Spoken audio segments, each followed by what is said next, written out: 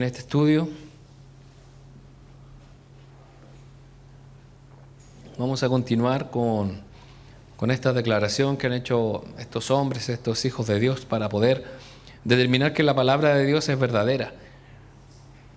Hoy vamos a ver el artículo 13, que es y habla acerca de la verdad. Solamente vamos a ver este artículo porque es bastante extenso y la idea es que no nos cansemos, no nos quedemos dormidos.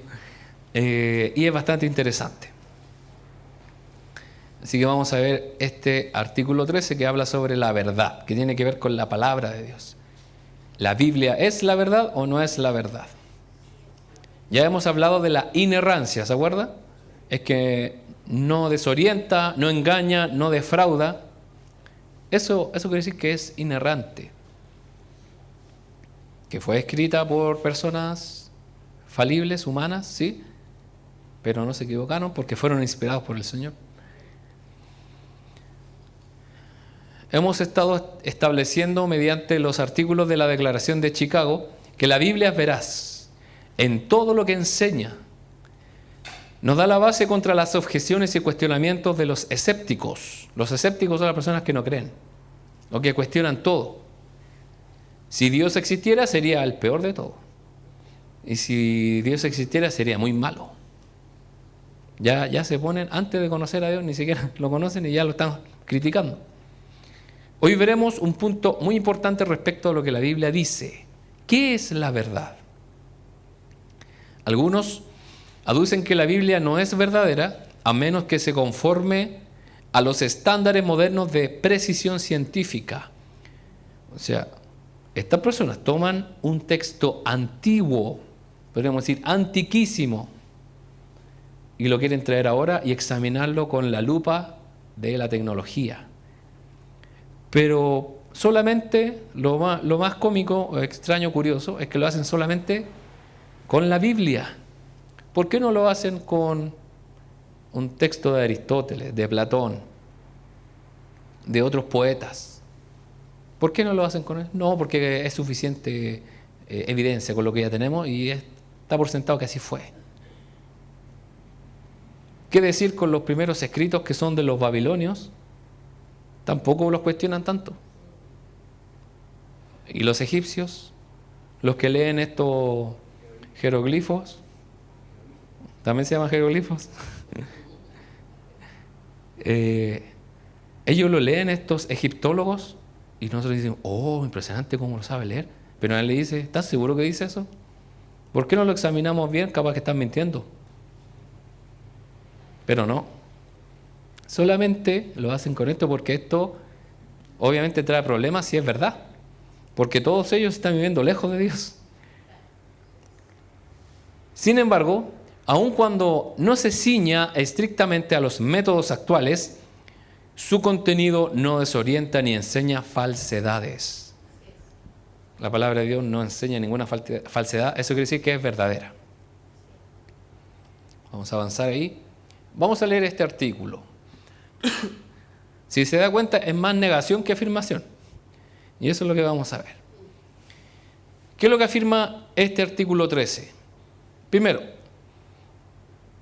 afirmamos que es adecuado el uso de la palabra inerrancia como término teológico en referencia a la completa veracidad de la Escritura.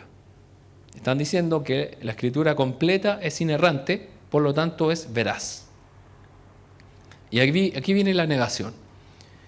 Negamos que sea adecuado evaluar la Escritura según las normas de verdad y error ajenas a su uso o propósito.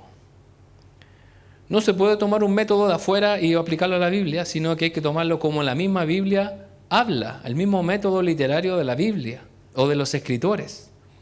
Por eso aquí hay tanta gente, por lo decirlo suave, ignorante, que toma la Biblia y empieza a leer, no, esto está mal. Y está enseñado en el siglo XX o siglo XXI con las normas de hoy en día, y que generalmente esas personas no pasan de los 15 años de edad, o sea, hace poco aprendieron a leer, y piensan que siglos de estudios teológicos hay que borrarlos y empezar de cero. Y eso es un poquito de orgullo, ¿no? ¿Y qué hay de aquellos movimientos que dicen, voy a estudiar hebreo porque yo voy a leer los originales y yo voy a leer lo original y les voy a decir lo que realmente dice? Hermano, eso ya lo hicieron muchas personas. Y es muy difícil que se cambie eso porque tú ahora lo vas a cambiar. Entonces nos falta un poco de humildad.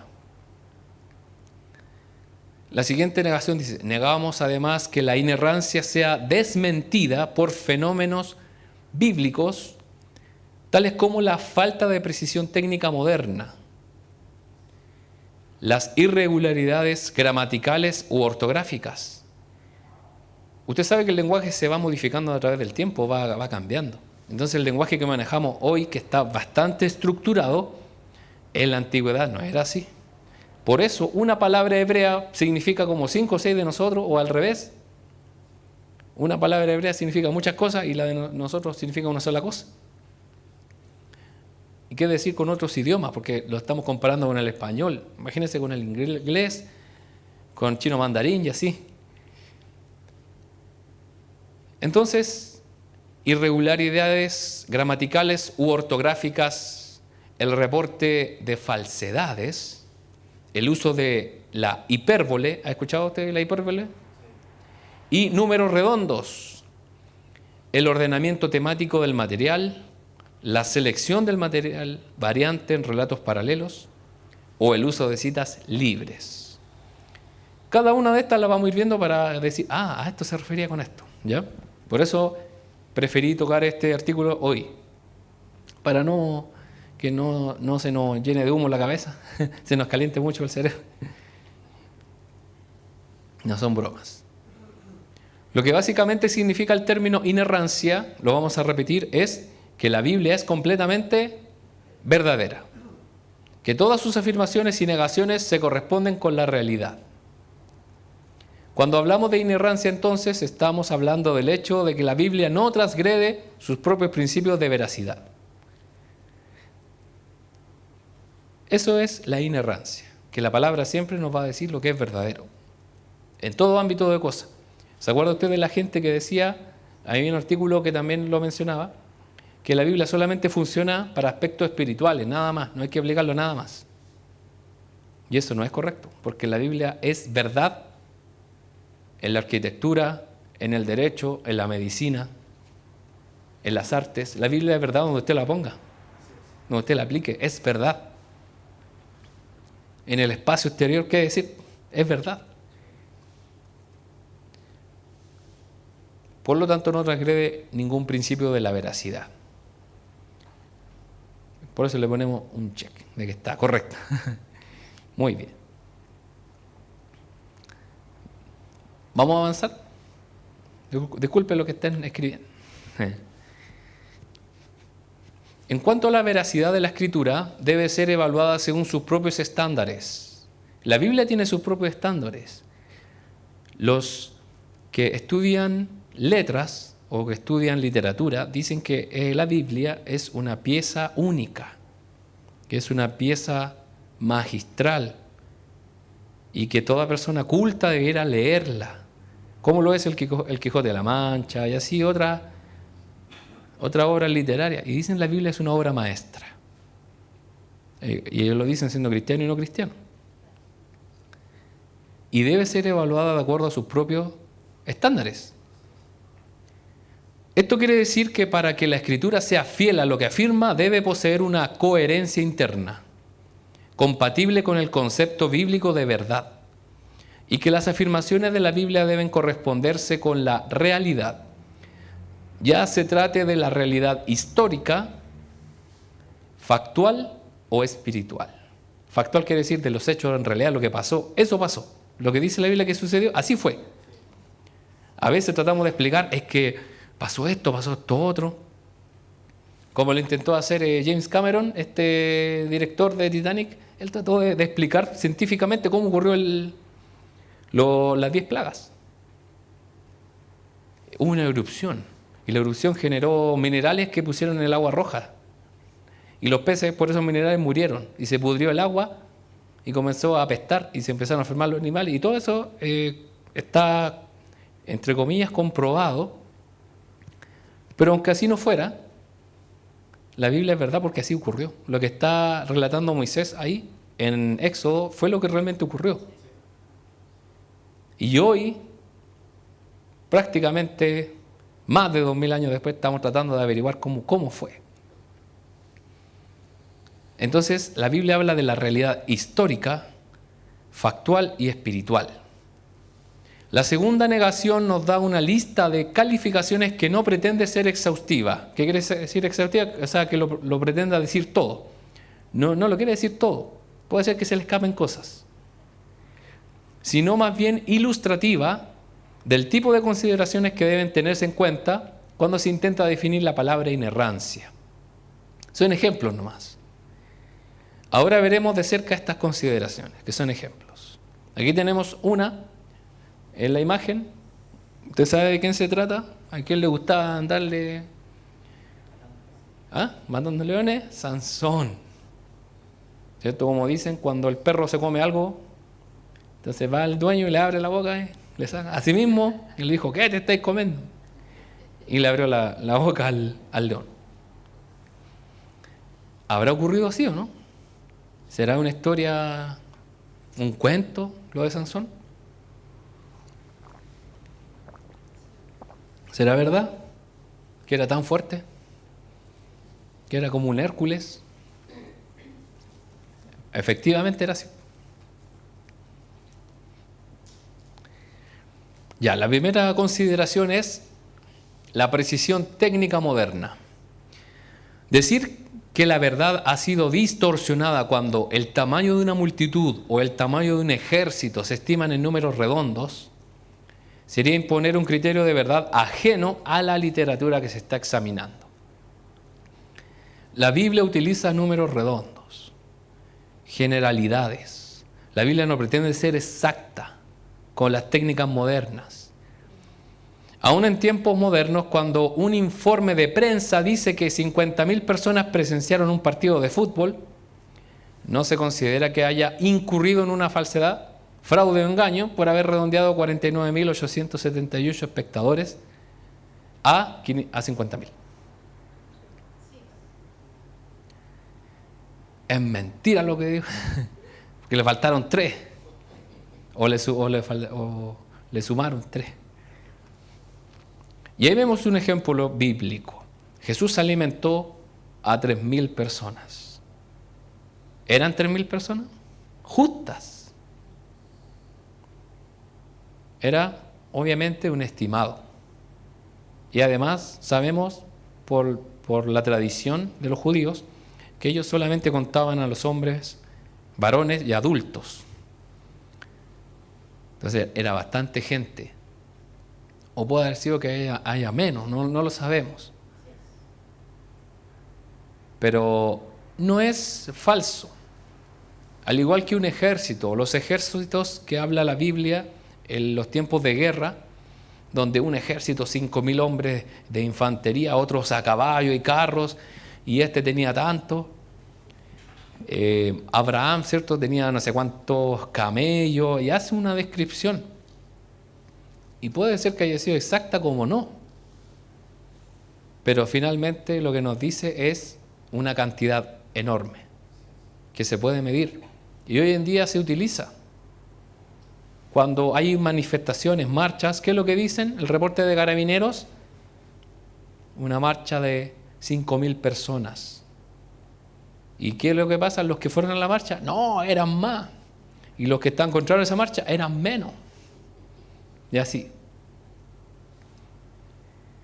Y eso tiene que ver con la precisión técnica moderna. ¿Se da cuenta? Vamos a ver otro. Irregularidades gramaticales u ortográficas. Esto tiene que ver con el estilo de escritura. Si es bello y atractivo o tosco.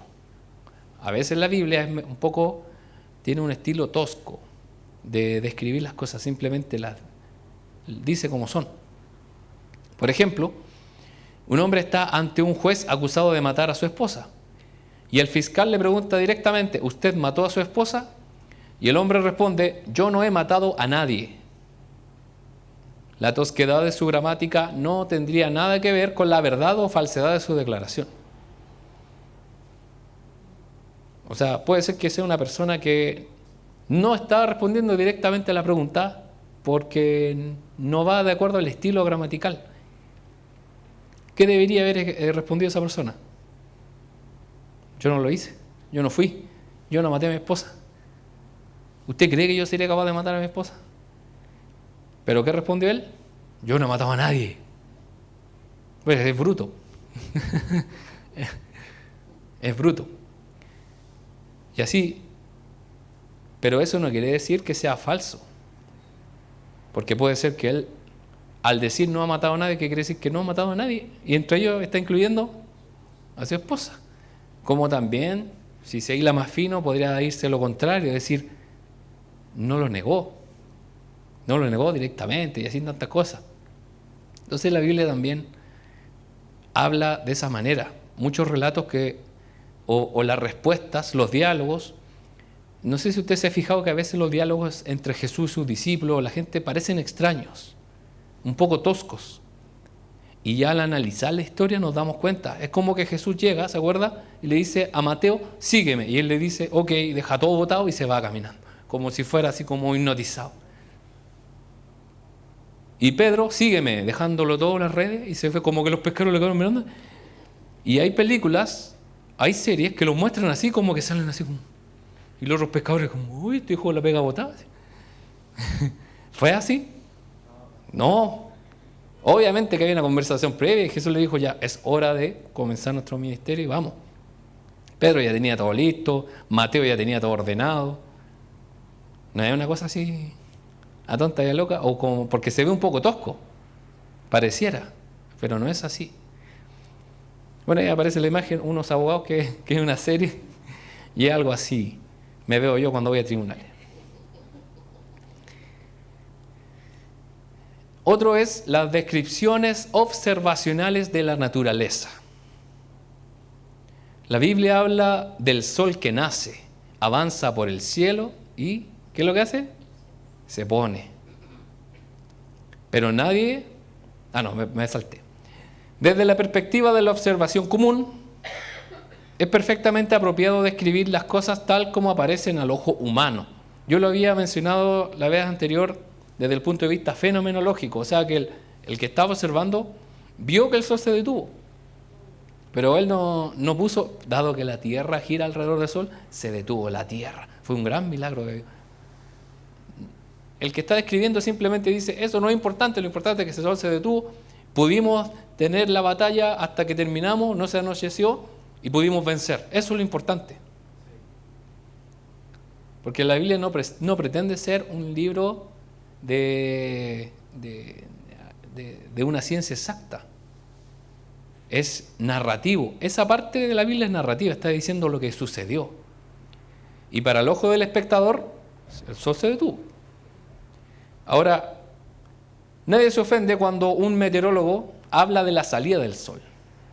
La salida del sol es cerca de las 7 de la mañana, de las 6:30 de la mañana. ¿O ha escuchado usted cuando dice a qué hora? Incluso en los celulares le marca la hora exacta en que amanece, en que aparece el primer rayito de sol, ¿sí? Le marca la hora y también la hora o el momento en que anochece, el atardecer. Entonces nadie se ofende cuando un meteorólogo habla de la salida y de la puesta del sol. Nadie acusa al servicio de meteorología de intentar volver a una perspectiva medieval geocéntrica cuando habla de la salida y la puesta del sol. Con esto, ¿qué se está diciendo? No nos pongamos tan pesados, tan estrictos con la palabra de Dios, que es una obra que tiene sus propias reglas gramaticales en el sentido, y que hoy en día tampoco se hace lo mismo con otras ciencias o con otras cosas, porque la meteorología es una ciencia igual, pero tampoco se aplica tan estrictamente contra ellos. Se da cuenta que para unas cosas los que no creen en Dios son muy... pero para los otros no es tan así.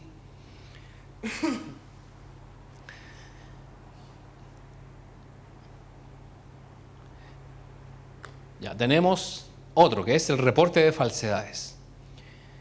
La Biblia habla de las mentiras de Satanás y las enseñanzas fraudulentas de falsos profetas. Hay gente que dice, la Biblia se enseña mentiras. Sí, o sea, si usted lee la parte donde se está diciendo la mentira, es mentira. O sea, la Biblia es falsa. No es falsa porque en ese momento están diciendo una mentira, pero no. Por ejemplo, Satanás le dijo a Eva, ¿qué le dijo? Una mentira.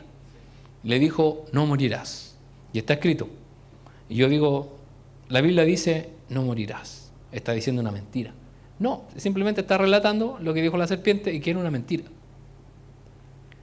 Entonces en la Biblia también vamos a encontrar mentiras como por ejemplo las mentiras de Satanás. Enseñanza fraudulenta de falsos profetas.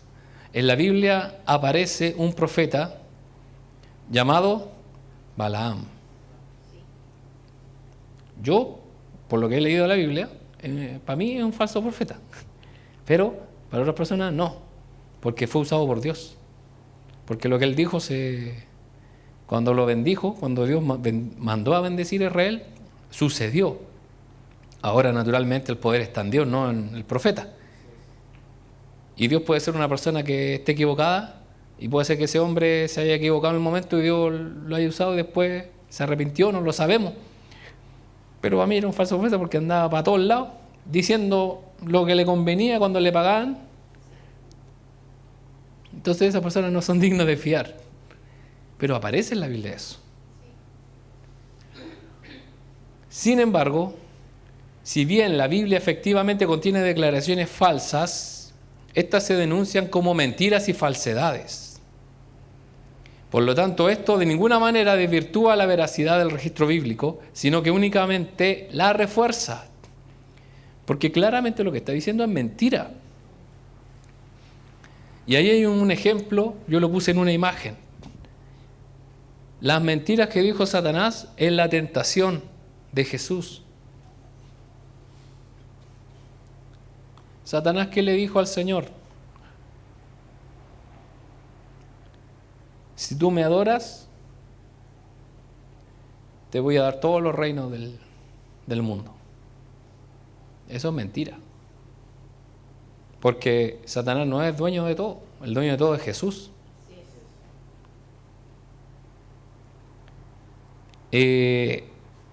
Podríamos decir, la Biblia dice eso, entonces Satanás sí tiene autoridad. Obviamente tiene autoridad para algunas cosas, pero no para todo. Ahora, aparentemente pareciera que Satanás tuviera más poder que Jesús en ese momento, porque él lo lleva para allá y para acá y le dice, lo lleva al pináculo del templo y le dice, arrójate. Y ahí es donde él mezcla la palabra de Dios con mentiras.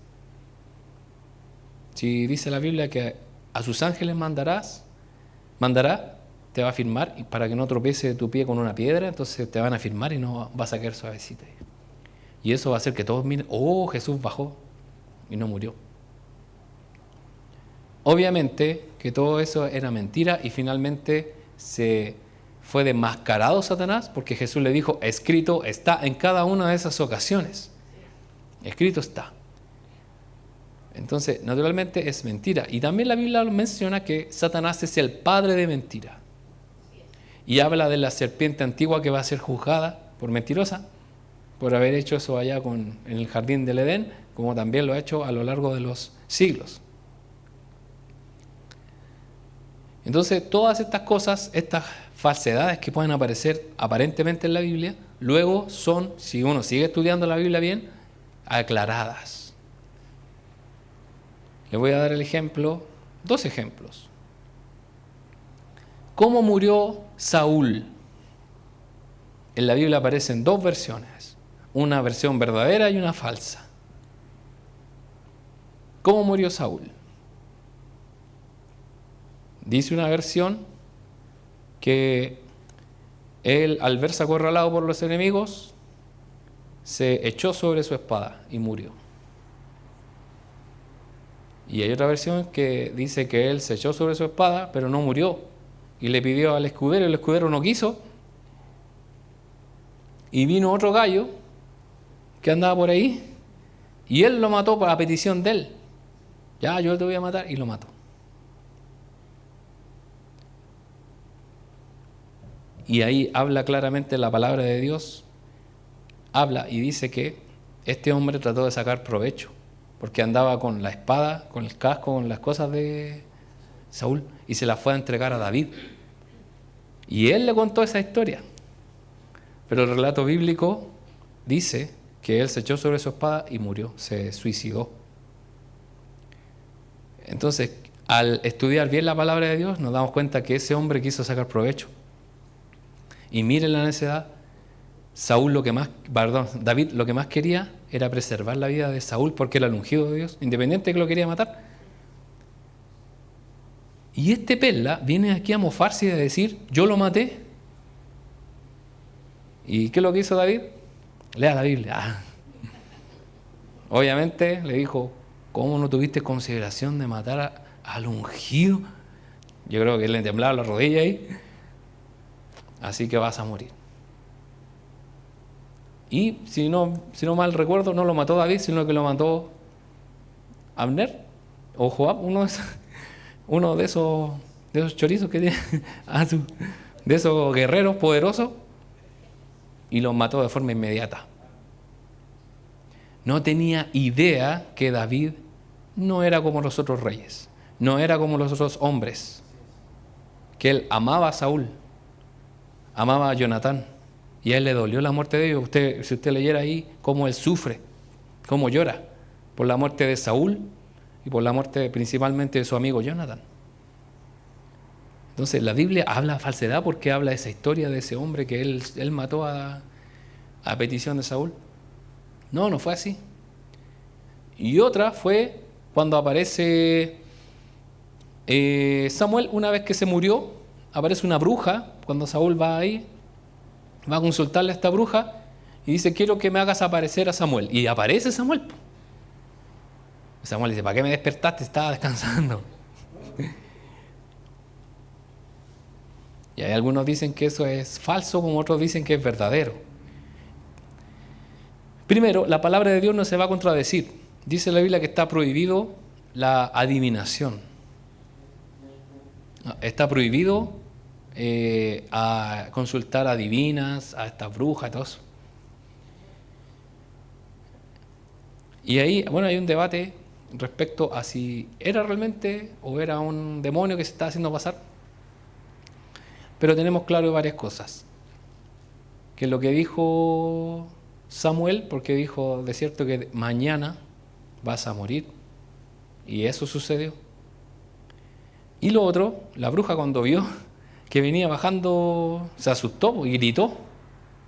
Lo más probable es que Dios haya hecho por él mismo, no por el poder de esa mujer, para decirle a este hombre en lo que estaba equivocado. Entonces, no es que la Biblia hable falsedades o enseñe cosas erróneas, sino que al estudiar la palabra de Dios nos damos cuenta que se aclara. Por lo tanto, esto de ninguna manera desvirtúa la veracidad del registro bíblico, sino que únicamente la refuerza. Vamos a avanzar. El uso de la hipérbole. La hipérbole es un recurso literario perfectamente legítimo. Yo iba caminando en el campo y me encontré un hoyo gigante. ¿Era gigante? Puede ser que una persona diga, no era tan grande. Para ti que soy más chico era gigante, pero para mí no tanto. Y yo lo puedo saltar. ¿Pero es legítimo el uso de la hipérbole, decir que era gigante? Sí. La hipérbole significa la exageración intencional de una declaración para plantear una idea. Posiciona el peso de la intensidad y el énfasis de que lo contrario faltaría. Le da el énfasis a la historia y eso lo hace más interesante. Te estuve esperando 1 hora. Y puede ser que, si usted calcule, puede haber sido 20 minutos. Pero para la persona fue mucho. Y también da a entender que está molesto con el otro porque lo hizo esperar demasiado. Yo siempre veo, como me gusta ver los detalles de cada cosa. Y viendo un video, quizás le va a parecer un poco chistoso, pero de cuando Chile estaba jugando en la Copa América Bicentenario, o Centenario, centenario, el relator mexicano cuando le ganamos 7-0, Viene Alexis Sánchez y él se para con la pelota y queda mirándolo.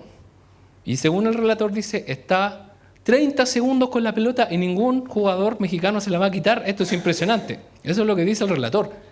Alexis Sánchez, 30 segundos. Pero uno cuenta y son como 5 segundos o menos. No, es casi nada. De hecho, podríamos decir que es como 1,5 segundos.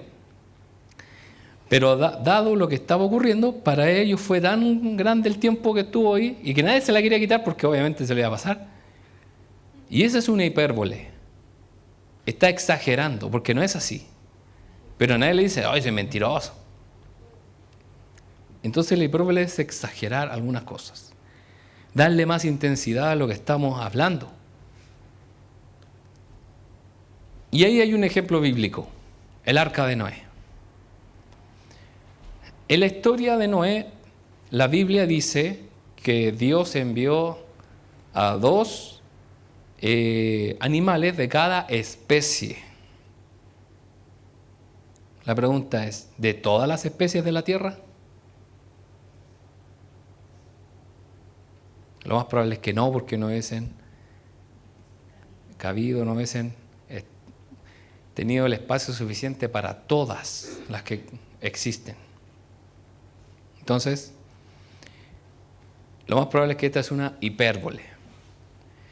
Y después, cuando se puso a llover, ¿qué sucedió con el arca? Empezó a elevarse, llovió durante 40 días y 40 noches sin parar. Hace una semana atrás llovió jueves, viernes y sábado, 3 días. Y más o menos quedamos algo parecido como con Noé. Andaban en kayak, ¿cierto? En lancha allá. Yo creo que para el próximo año vamos a juntar plata y vamos a comprar cada uno una moto acuática para venir a la reunión cuando llueva. Y dice la Biblia que hasta la cumbre más alta fue cubierta por el agua. Y hoy en día sabemos que la cumbre más alta del mundo es la del Everest. Y la pregunta es, ¿cubrió también hasta el Everest o no?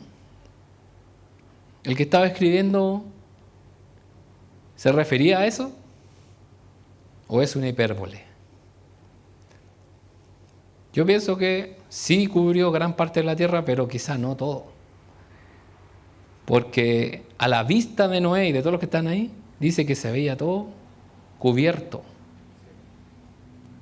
Incluso, bueno, hay científicos que dicen que es imposible que suceda eso con el agua que hay en la tierra. Entonces es probable que haya sido también, quizás no local, no una inundación local, pero sí en gran parte de la tierra y no en toda. Pudo haber sido. Entonces aquí tenemos un ejemplo de la hipérbole.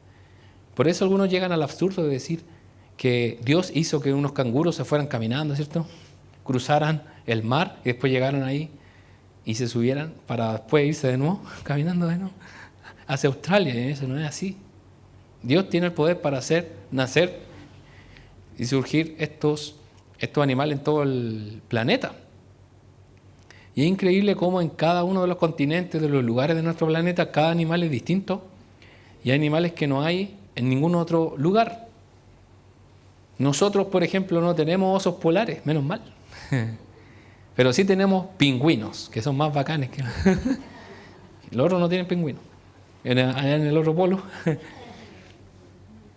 Nosotros tenemos delfines que son muy bonitos. Tenemos peces que son muy deliciosos. Otros tienen tiburones. Gracias al Señor no tenemos tiburones, porque les da frío. Como usted cuando va a la playa mete las patitas, se congela, ellos también se congelan y se van para el Caribe. Por eso es peligroso ir al Caribe por los tiburones. Los mismos elefantes. Los elefantes asiáticos no son los mismos que los africanos. Y esto todo lo creó el Señor, la diversidad. Por lo tanto, la hipérbole, que es una exageración, proporciona el peso de la intensidad y el énfasis de que lo contrario faltaría. Hay que darle énfasis a las historias. Y en este caso la Biblia habla del énfasis. El mismo ejemplo de Sansón. Sansón dice la Biblia que tomó la quijada de un burro, la mandíbula, el hueso, y empezó a agarrar a mandibulazo a los filisteos. Para allá, para acá, para allá, para acá. ¿Cuántos mató con una mandíbula de un burro? 1000. Chuta. Yo creo que eran 998. La Biblia lo redondeó. Capaz que Sansón no los mató a todos con la quijada, capaz que le pegó un combo, una patada o le enterró la espada, pero al final como lo vieron, la mayoría le pegó, o los primeros 100, yo creo que ya después tiró la mandíbula, se le había roto. Pero finalmente, ¿cómo quedó? Mató a 1000 filisteos con la quijada de un burro. Y está bien, ¿fue verdad? Sí, fue verdad, así fue. Pero así exactamente, no, pero tampoco queda en una falsedad. ¿Se da cuenta? Otro es el ordenamiento temático material. Los escritores bíblicos no afirman que Jesús dijera en una ocasión algo que nunca dijo en esa ocasión. O sea, lo que Jesús dijo fue así. Ningún escritor inventó algo. Ningún escritor, ninguno de estos evangelistas, ¿qué es lo que dijo? Jesús dijo esto y en ninguno de los otros lo dijo. No, es mentira entonces. Es decir, Jesús sí dijo lo que está escrito, pero el escritor lo pudo ordenar en otra ocasión. Recuerde que ellos funcionaban con la memoria, no estaban con un libro escribiendo todo lo que Jesús decía. Dice la Biblia que una vez que Él partió a los cielos o resucitó, le fueron reveladas las cosas como, por eso dijo esto, por eso pasó esto otro. Y ellos comenzaron a conectar y comenzaron a escribir. Obviamente que tenía más o menos fresca la historia porque ellos la vieron, pero no todo. Entonces, Mateo recopiló la información de una forma, Marcos de otra forma, Juan y así, y Lucas, cada uno de una forma distinta, pero ninguno se contradice. Es decir, que Jesús sí dijo las cosas, pero pudo haberlo ordenado en otra ocasión. Y mire esto que es muy interesante. Imagínense estar con una persona 3 años, todos los días, 24/7, y viéndolo ir todos los días a predicar, a ir de una aldea a otra. Al ser un predicador itinerante, sin duda Jesús dijo muchas cosas similares en distintas ocasiones. Entonces, Jesús cuando dijo que Él era el pan de vida, lo dijo allá o acá, no me acuerdo que era en Capernaum, ya pongámosle. Porque lo dijo, sí, lo dijo como 3 veces acá, o allá, imagínense. Pudo haber dicho en todo ese tiempo muchas enseñanzas. De hecho, Juan dice, si yo escribiera todas las cosas que Jesús dijo e hizo, no alcanzaría los libros, y lo dice textual en el último capítulo de Juan. Si usted lo quiere ver en San Juan, dice, no alcanzaría el mundo para poder escribir tantos libros. Entonces, como Jesús, imagínense, todos los días hacía milagros, todos los días salía a predicar en el periodo de su ministerio. Por lo tanto, pudo haber sido que haya dicho algunas cosas que hayan sido similares. Y aquí tenemos un ejemplo bíblico. La Biblia aparece en 2 ocasiones, es el relato en que él llega a la región de los Gadarenos y se le aparece un endemoniado. Y en otra ocasión, 2 endemoniados. ¿Cuántos eran? Y la Biblia también habla de los Gadarenos y habla de los Gerezarenos. Puede haber sido que eran unas ciudades similares y que en una fue 1 y en el otro fue 2. Pero lo que sabemos es una cosa, que es verdad, que Jesús llegó a esa costa y liberó a ese hombre o a esos 2 hombres. Hizo un milagro. En ninguno se contradice y dice, y Jesús lo espantó, o Jesús dijo, ándate de aquí. No, Jesús en las ocasiones, ¿qué es lo que hizo? Los sanó. Y la gente lo admiró, le tuvo temor, hubo reacciones, gente lo siguió, el mismo endemoniado lo quiso seguir. Lo mismo que con los ciegos. La Biblia cuenta del ciego Bartimeo que era uno que gritaba fuerte y hay otro que dice que eran 2 los que eran ciegos y el Señor Jesús los sanó. Imagínense la cantidad de ciegos que debe haber sanado el Señor Jesús. Y yo me acuerdo que había uno bien gritón. Y uno de los escritores puso, yo me acuerdo que se llamaba Bartimeo. Y me acuerdo clarito, porque me gritó en toda la oreja. Se da cuenta que cada escritor lo hizo en la forma en que el Señor los inspiró y que era la verdad. Ninguno de ellos dijo una mentira. Simplemente fue lo que Jesús hizo. ¿Y qué es lo que hizo? Sanó ciegos, liberó endemoniados. Y eso fue una verdad. Y finalmente, el uso de citas libres. Esta parte del artículo está dirigida a aquellos que querrían redefinir la verdad para que meramente tenga relación con el propósito redentor, lo puramente personal o algo por el estilo, en lugar de significar aquello que le corresponde con la realidad. Por ejemplo, Jesús afirmó que Jonás estuvo en el vientre del gran pez. Por mucho que lo queramos negar, si Jesús lo dijo, ya es algo que es verdad, porque todo lo que Jesús dijo es verdad hacia atrás. Y Él está reafirmando lo que sucedió. Eso aparece en Mateo 12:40, si lo quiere ver.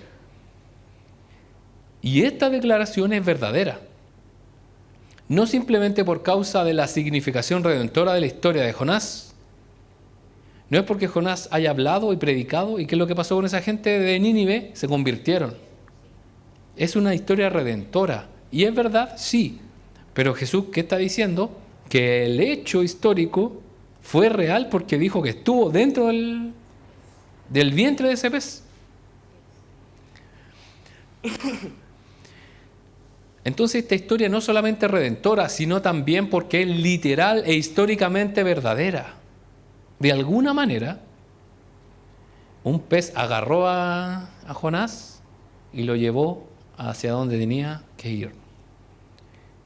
Lo mismo puede decirse de las afirmaciones neotestamentarias acerca de Adán, Moisés, David y otras personas del Antiguo Testamento, así como de sucesos del Antiguo Testamento.